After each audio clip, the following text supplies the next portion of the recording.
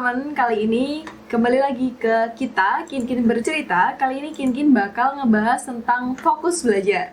Jadi fokus belajar ini sering banget kan dikaitkan sama teman-teman yang lagi UN atau lagi ngadepin skripsi. Nah, kebetulan Kin tuh juga lagi baru aja sih lebih tepatnya, itu menghadapi yang namanya hidup yang ya bisa dikatakan lumayan menyiksa gitu.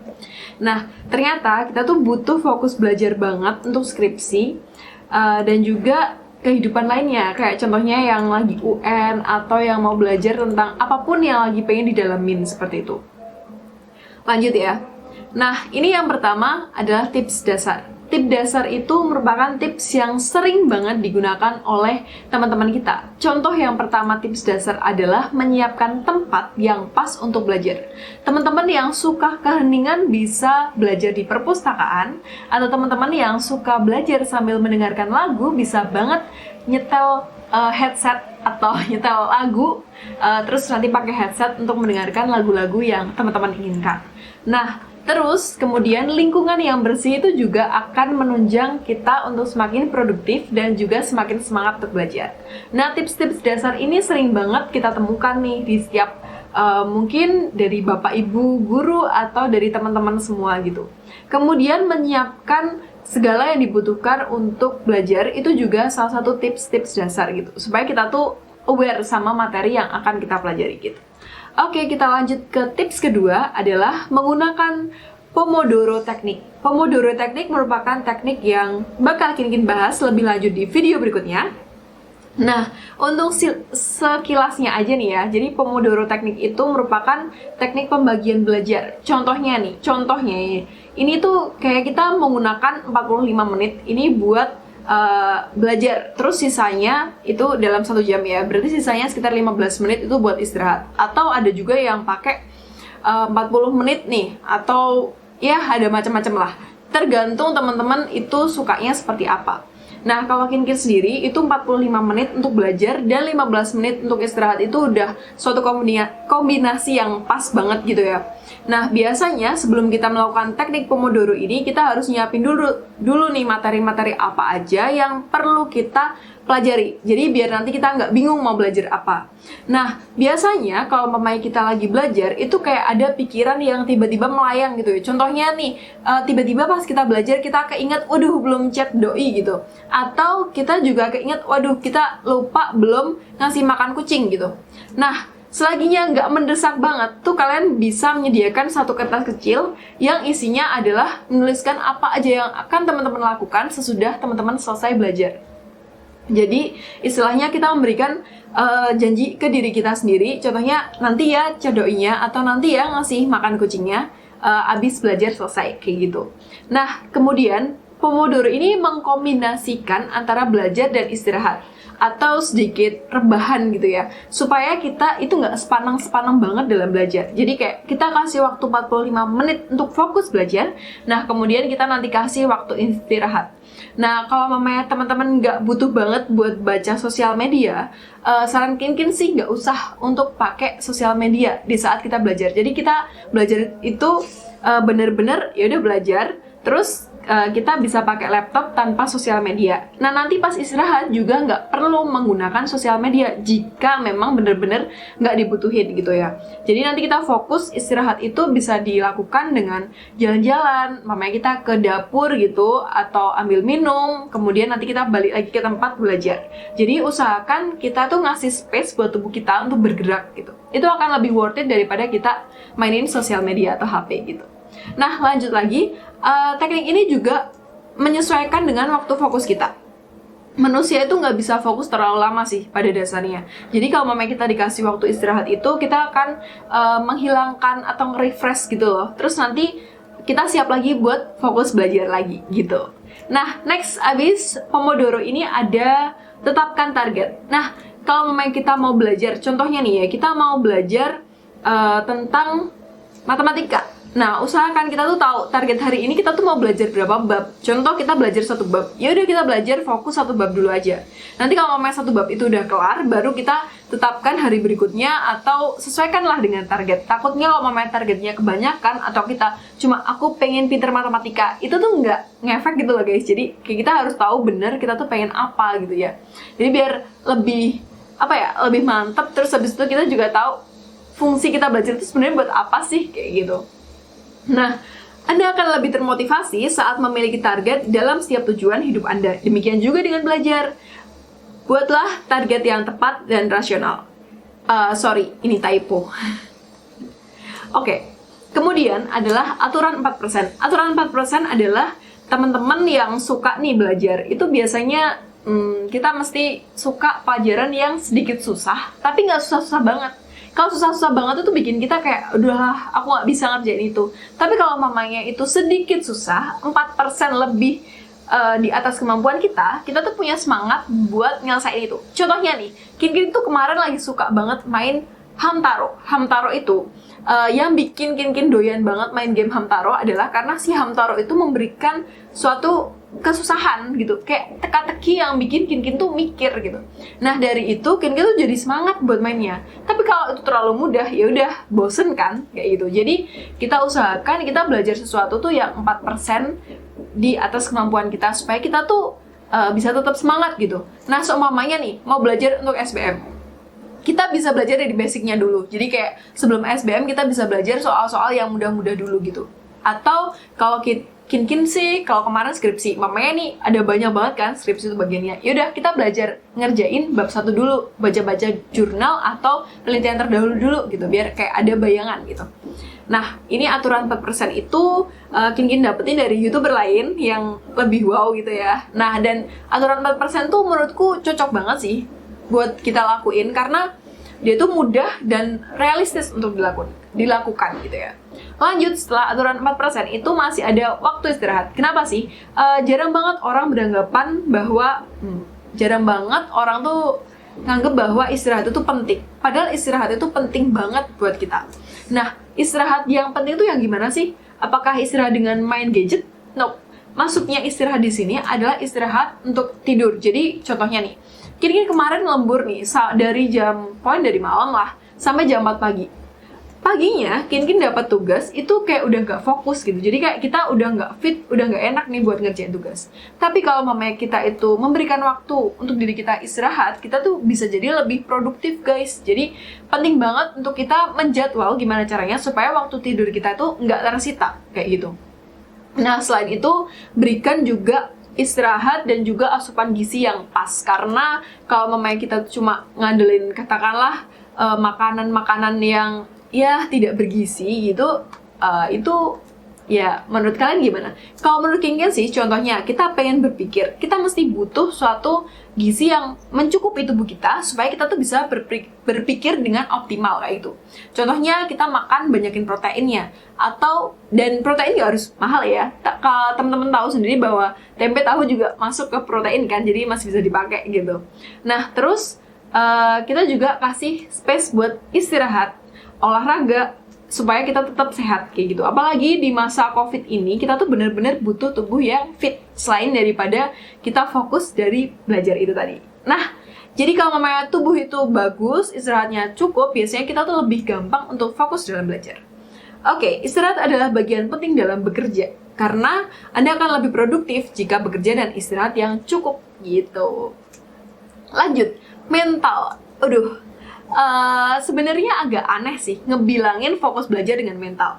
Tapi gini, kesehatan mental itu penting banget guys. Semakin kita tuh punya kesehatan mental yang bagus, untuk kita fokus ke suatu kegiatan, salah satunya adalah belajar, itu akan semakin bagus juga. Contoh kesehatan mental adalah untuk meningkatkannya ya, adalah dengan berdoa. Ini nggak so alim atau gimana ya, tapi ceritanya gini, Kin punya temen banyak banget yang muslim. Nah, mereka tuh selalu rajin buat sholat tahajud. Bilangnya belajar paling enak itu setelah sholat tahajud atau jam 3 pagi sebelum sholat pagi gitu loh. Mohon maaf, Kin nggak tahu itu namanya sholat apa.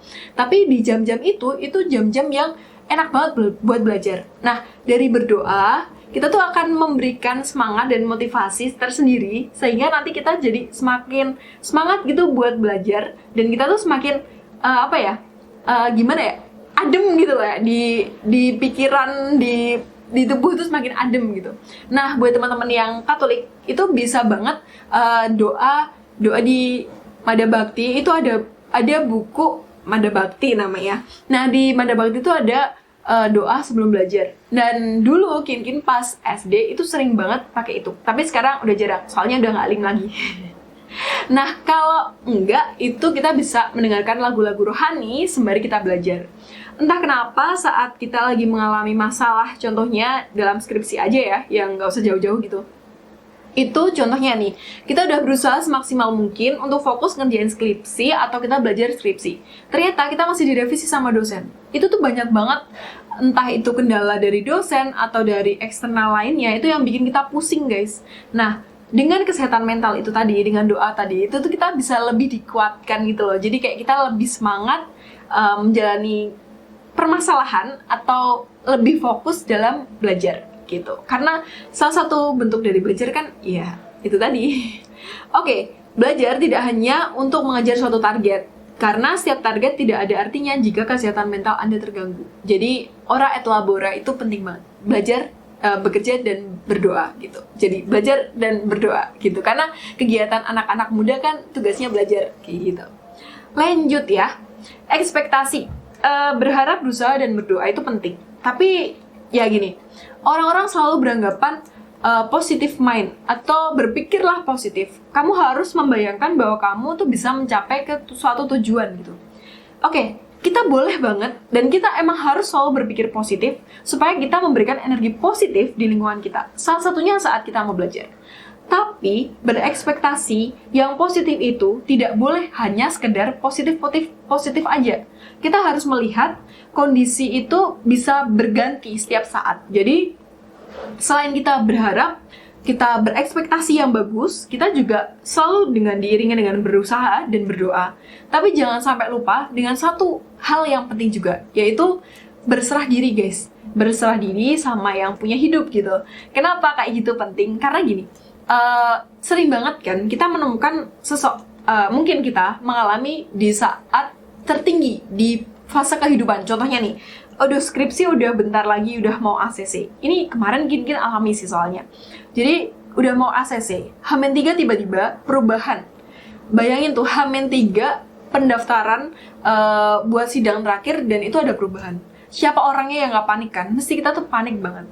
Nah, kalau memang kita itu tidak mengimbangi itu semua dengan berusaha dan berdoa itu tadi, ekspektasi itu bisa bikin kayak kita stres gitu loh. Tapi kalau memang kita sudah plus dengan berserah diri tadi, apapun yang terjadi, yang penting kita tuh sudah melakukan yang terbaik. Itu bikin kita nggak begitu stres banget.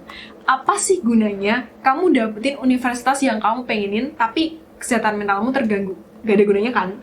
Terus apa sih gunanya kamu bisa lulus cepat tapi kesehatan mentalmu terganggu? Gak ada gunanya juga kan? Jadi berserah diri itu penting banget supaya saat kita entah tiba-tiba mengalami suatu hal yang tidak terkondisikan gitu, kita tetap bisa menerimanya gitu. Itu yang Kin alami sih. Soalnya Kin kemarin bener-bener shock gara-gara di H-3 pengumpulan terakhir itu kayak ada revisi, dan itu revisinya bukan mikro lagi guys gitu.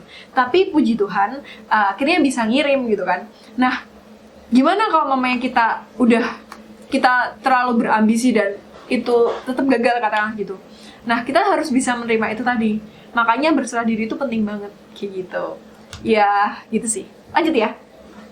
Grup online belajar. Nah, ini Kin lakuin sih. Jadi di kampus tuh Kin punya satu grup isinya orang-orang yang sebenarnya nggak ambis-ambis banget, tapi kita tuh pengen cepet gimana caranya supaya kita tuh bisa cepet lulus gitu. Oke, mungkin teman-teman dari fakultas lain itu 3,5 itu hal yang wajar sih ya. Tapi kalau di peternakan 3,5 itu ya lumayan nggak wajar. Dan 4 tahun itu normal, dan 4,5 itu normal, 5 itu ya seperti itulah. Nah, salah satunya itu Kin punya satu grup di situ. Di situ anak-anaknya tuh semangat banget buat ngerjain gitu. Sebelumnya Kin tuh kayak males-malesan gitu loh ngerjain skripsi, karena ngapain sih yang lain juga masih malas-malasan kayak gitu kan. Tapi setelah Kin punya satu grup itu tadi, Kin jadi termotivasi nih buat ngejar seenggak-enggaknya aku harus sama teman-temanku kayak gitu.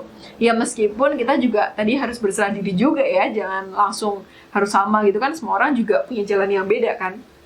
Nah, tapi grup ini benar-benar bisa ngasih motivasi. Contoh kemarin, pas kayak Kin udah mengalami shock banget gara-gara katanya udah nggak bisa nih ngejar ujian gitu. Tapi ternyata teman-teman Kin tuh selalu ngasih tahu, support, terus abis itu nyemangatin. Nah, itu tuh bikin aura-aura positif yang timbul gitu.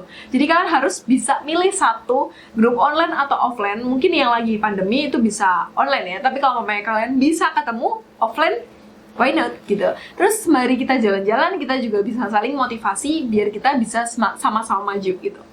Nah, lanjut, berikutnya adalah motivasi diri sendiri. Di saat kita emang nggak bisa untuk mendapatkan motivasi dari orang luar atau motivasi eksternal, kita tuh harus bisa mengandalkan diri kita sendiri. Nah, kenapa? Karena kalau memang nggak kamu yang motivasi diri kamu sendiri, terus siapa gitu loh pertanyaannya itu. Kamu bisa mengumpulkan alasan kenapa kamu harus berjuang sekarang. Ini sorry banget sih, ini hobi Kin typo. Mengumpulkan alasan, kumpulkan alasan apa yang dapat membuat dirimu di masa depan dapat berterima kasih ke dirimu di masa ini, gitu, di masa dulu. Berarti kalau masa depan berterima kasih ke masa dulu atau masa kini gitu.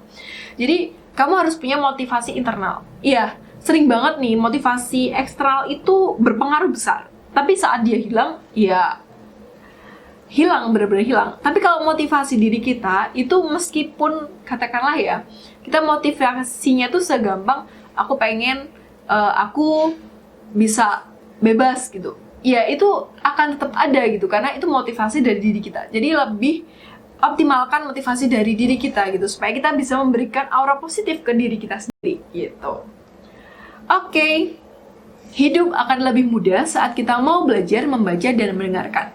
Untuk kaum muda, belajar itu hal yang sangat sulit. Yap, saya mengalami sendiri. Belajar, apalagi mendengarkan. Sering gak sih kayak mamanya kita di kampus gitu, diminta buat dengerin dosen 2 jam. 2 jam tuh bukan 2 jam beneran ya, 2 jam pelajaran gitu. Itu aja tuh kayak udah bosen banget, gila, itu kayak males banget gitu kan. Tapi sebenarnya itu yang harus kita coba. Karena apa? Dengan mendengarkan, banyak banget informasi yang bakal kita terima. Tapi kalau mamanya kita mau ngomong terus tanpa kita nggak mendengarkan, itu nggak berkembang. Kin juga udah mengalami itu sendiri. Dulu tuh Kin hobi banget ngomong. Tapi ternyata ngomong itu kalau mamanya kurang apa ya, maksudnya kurang pas, itu akan menghasilkan suatu hal yang nggak pas juga gitu. Jadi dari situ Kin belajar untuk berdiam diri dan mendengarkan. Karena mendengarkan tuh ternyata bisa memberikan efek yang lebih wow daripada sekedar kita ngomong gitu sih. Iya, belajar itu akan membuat hidup kita lebih mudah. Kalau kita punya ilmu pengetahuan yang banyak, kita tuh juga akan lebih mudah untuk menyelesaikan suatu permasalahan gitu. Dan biasanya nih, orang-orang yang punya banyak kegiatan, orang-orang yang punya banyak ilmu dalam belajar, itu juga dia punya cara tertentu untuk menyelesaikan suatu masalah atau mengatasi stres yang dia alami dengan lebih, dengan lebih pas gitu. Jadi kayak nggak asal-asalan gitu. Lanjut, berikutnya adalah buat jadwal bulanan, mingguan, dan harian. Nah, ini nih yang penting banget. Jadi setiap ganti bulan, itu mesti selalu jadwal bulanan. Jadi contohnya nih, kira-kira bulan ini apa aja sih yang aku pengen kejar? Itu biasanya aku tulis. Kemudian kira-kira di tanggal ini aku akan melakukan A, di tanggal ini aku akan melakukan B, C, dan D. Nah, nanti per minggunya itu kita ulangi lagi. Kenapa? Karena kadang ada kondisi tertentu yang membuat planning atau rencana kita dalam 1 bulan itu berubah.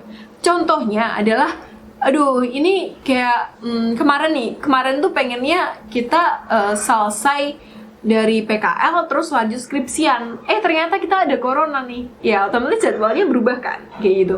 Nah, jadi kita harus menyiapkan atau menjadwal ulang mingguan dan supaya lebih detail lagi. Nah, nanti harian itu berubah lagi. Tapi biasanya kalau harian tuh lebih detail sih. Kayak kita kasih tahu jadwal makan, minum, kayak gitu-gitu. minum nggak sih, kayak makan, tidur, kayak gitu juga harus tetap dijadwal. Supaya apa? Supaya nanti nggak bertabrakan gitu. Beda banget sih saat satu hari dijadwal atau ada to-do list sama satu hari nggak ada to-do list. Itu bener-bener beda banget. Dan menurut Kinkin sendiri itu lebih worth it saat kita bikin to-do list tiap harinya. Supaya kita tuh tahu kita tuh hari ini mau ngapain nggak sih. Kalau mamanya enggak, nanti kerjaan kemarin itu tuh numpuk sekarang, terus kayak nggak kelar-kelar gitu. Ya seperti yang lagi saya alami nih. Kayak gitu. Jadi jadwal bulanan, mingguan, harian itu penting banget guys. Lanjut. Nah, ini mungkin akhir kata ya. Semangat selalu untuk belajar dan jangan sampai lupa berdoa. Nah, kayak gitu deh aja dari Kinkin. See you. Mohon maaf jika banyak kesalahan atau ada sesuatu yang gak sesuai buat teman-teman. Bisa langsung di kolom komentar aja kalau ada masukan dan lain sebagainya. Dan mungkin Kinkin belum sepenuhnya melakukan apa yang Kinkin katakan ini tadi, tapi Kinkin juga berusaha untuk menjadi pribadi yang lebih bagus dengan materi-materi yang Kinkin dapat ini, karena materi ini tuh kumpulan dari beberapa youtuber yang ada dan juga kumpulan dari apa yang Kinkin pelajari selama ikut seminar dan lain sebagainya gitu. Nah, Kinkin berharap semoga channel ini akan memberikan dampak positif ke teman-teman semuanya untuk semakin semangat dalam belajar dan berdoa. Why? Karena disitulah kita menemukan arti hidup yang sebenarnya. Oke, kalau gitu langsung aja. See you, bye-bye. Jangan lupa subscribe, like kalau kalian suka, dan dislike kalau kalian nggak suka. Gitu aja, bye-bye. Makasih.